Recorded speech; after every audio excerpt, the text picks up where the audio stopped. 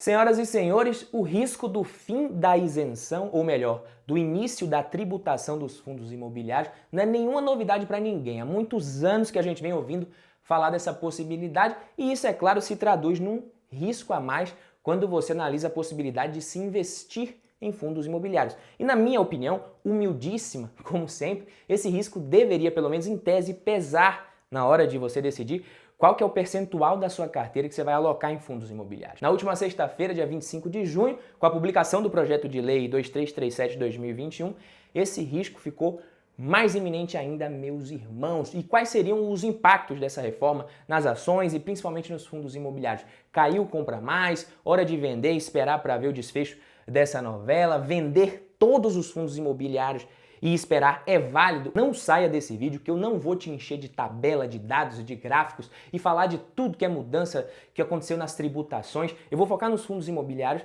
e de forma prática, para que você consiga aplicar o que se aprender aqui nos seus investimentos. Muitos de vocês me mandaram perguntas aqui e no meu Instagram também pedindo que eu falasse sobre isso e desse a minha opinião. Eu estava viajando e tal, até comentei com o pessoal do grupo VIP no WhatsApp. Se você quiser participar, eu estou deixando o link aqui na descrição. Eu vou responder essas perguntas aqui no vídeo, falar o que eu penso e o que eu estou fazendo no momento, mas é como eu sempre falo e não custa nada falar mais de uma vez. Quem conhece bem as classes de ativos e quem tem uma carteira ali eficiente, com alocação eficiente, tende a sofrer menos em períodos como esse e até mesmo se dar bem aproveitando eventuais oportunidades. E outra coisa que também não custa nada pedir e também não custa nada para vocês fazerem é deixar o like nesse vídeo. Se você é contra a tributação dos dividendos dos fundos imobiliários, rendimentos dos fundos imobiliários, deixe um like nesse vídeo. Eu sou Badu Vieira, especialista em investimentos, certificado para mais um vídeo do Valor em Ação. E já aproveito para te convidar para se inscrever aqui no canal. Também se é a sua primeira vez e até mesmo para quem acompanha e não está inscrito, ainda estou ligado que muitos de vocês assistem a vários vídeos aqui e não se inscrevem. Sim, o Google me conta, então já dá essa moral aí.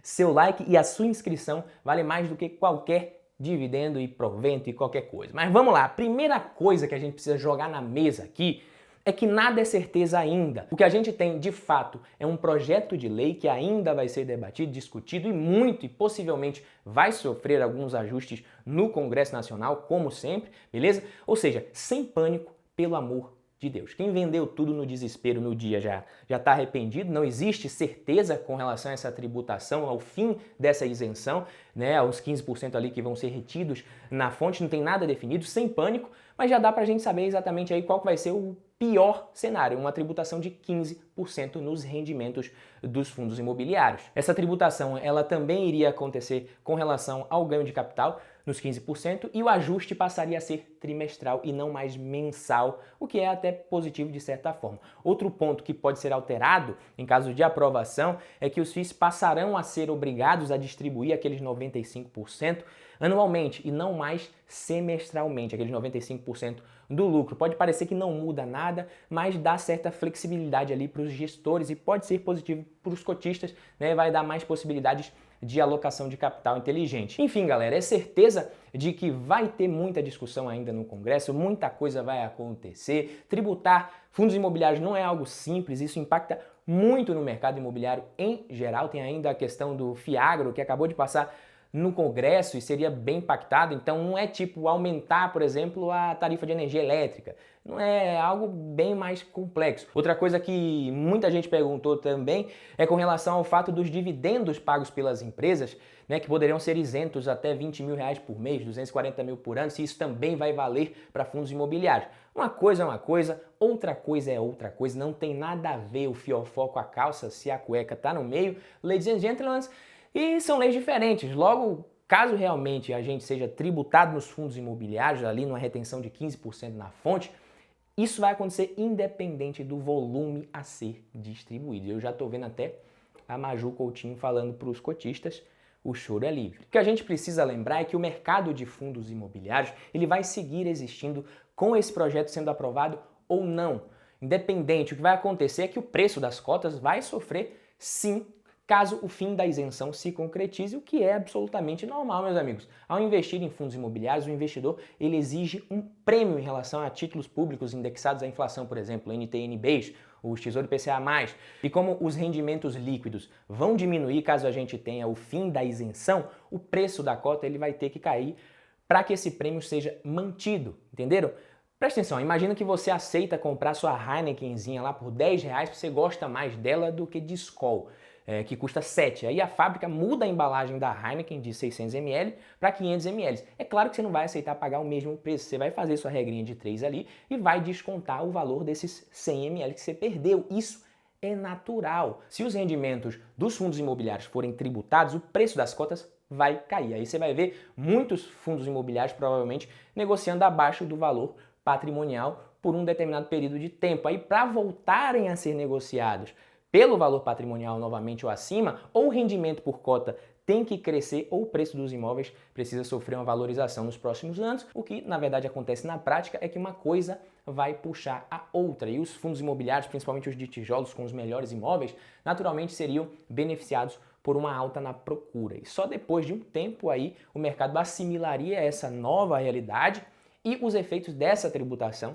seriam superados. Ou seja, quem comprar daqui para frente não vai sentir os efeitos dessa tributação. Daqui para frente que eu falo é daqui a 1, 2 anos, até mais, dependendo da taxa de juros inclusive. Não dá para saber em quanto tempo exatamente as coisas se normalizam, caso os rendimentos realmente passem a ser tributados, isso aí não dá para saber. Quem já tem um patrimônio relevante em fundos imobiliários ali, quem já inclusive precisa dos rendimentos para se manter, vai sofrer muito mais do que quem está começando agora ou quem começou recentemente. O que vai mudar muito são as novas emissões de cotas nesse cenário. Esse risco alto de tributação vai diminuir as novas emissões e até cancelar algumas. Vocês podem esperar isso daí. E o que é que a gente faz numa hora dessa? Compra mais, vende tudo, não faz nada. E aí? Bom, se não tributar, a gente vai ter uma janela de oportunidades aí, de compras a preços bem legais, considerando que a gente vai ver preço tendendo ao justo, inclusive já considerando essa facada de 15% que não vai mais acontecer. Agora, se a tributação passar, o que acontece é uma janela maior de oportunidades depois para quem puder comprar, é claro, durante os próximos anos aí. Ou seja, o pior ainda não passou, mas a gente já sabe pelo menos qual que é o pior dos piores cenários. Nas últimas semanas o IFIX já vinha caindo e com as quedas dos últimos dias já tem fundo de tijolo inclusive pagando acima de 6% ao ano, já considerando uma possível tributação de 15%. BTLG 11 pagando 8% de dividend yield, passaria a pagar 6,8% por esse preço caso fosse tributado. A LZR 6,2% tributado, XPLG 6,3% ao ano tributado. Então o mercado ele já está precificando parcialmente essa eventual tributação. Badu, pode cair ainda mais? É claro que pode, é renda variável. É viável vender tudo agora e esperar? Na minha opinião, não. Se você investe no longo prazo, eu não vejo muito sentido em fazer isso, até porque quem já investe há mais tempo nesse caso vai ter que pagar 20% sobre o ganho de capital. E fugir dos riscos é a melhor forma de você perder dinheiro na sua vida. É correndo risco que se ganha dinheiro. Agora, é claro que riscos que façam sentido e que respeitem o seu perfil, né, bonitinho? Hoje, grande parte do mercado é formado por cotistas que investem há pouco tempo, esses investidores, inclusive pessoa física, o emocional deles pesa muito nessas horas. Nesse momento, o mercado ele já meio que precificou parcialmente o risco tributário, como eu disse, até porque ainda não é certeza. E caso novas notícias saiam com viés negativo, aí sim as cotas podem voltar a cair e caso essa proposta seja aceita de fato, a correção tende a puxar ainda mais o preço das cotas, precificando integralmente os impactos tributários. Meus amigos, até o final do ano, muito cotista, mão de alface, vai vender cota, causando uma pressão de baixa no preço ali. E o que eu faço é o seguinte, eu tenho caixa, mas eu não vou aportar demais nesse cenário de incerteza e nem vou vender em hipótese alguma, mesmo que sejam de fato tributários, eu não vou vender fundos imobiliários, eu posso vender por outras razões, mas não por conta disso daqui.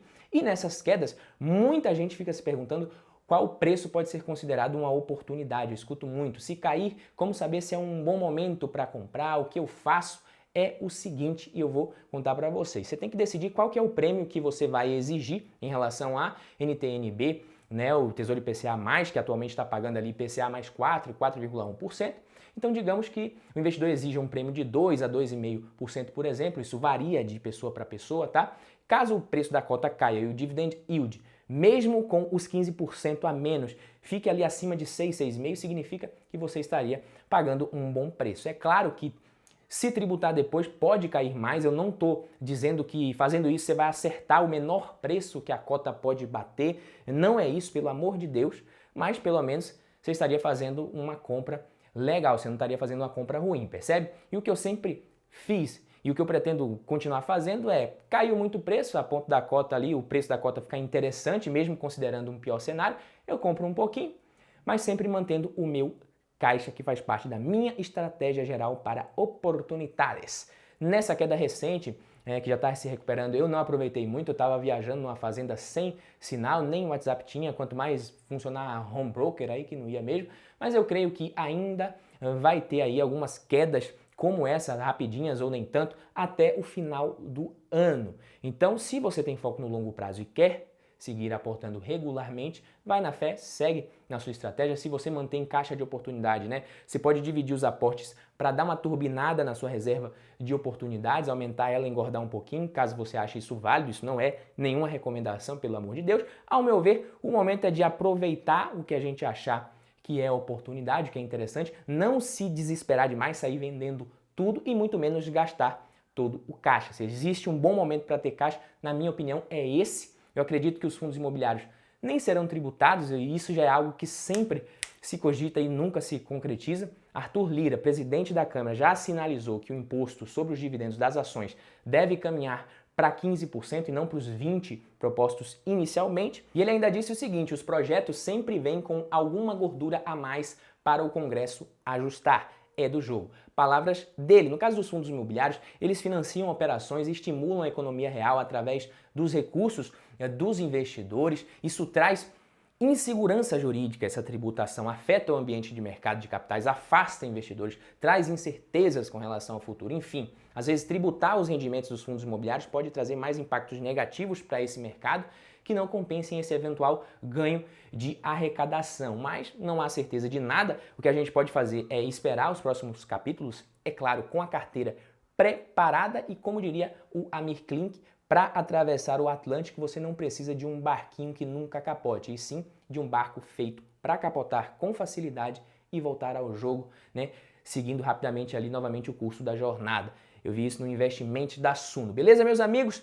Esse foi o vídeo de hoje, espero que vocês tenham gostado. Se gostou, deixa o like, se inscreve no canal, comenta, faz a porra toda. Valeu!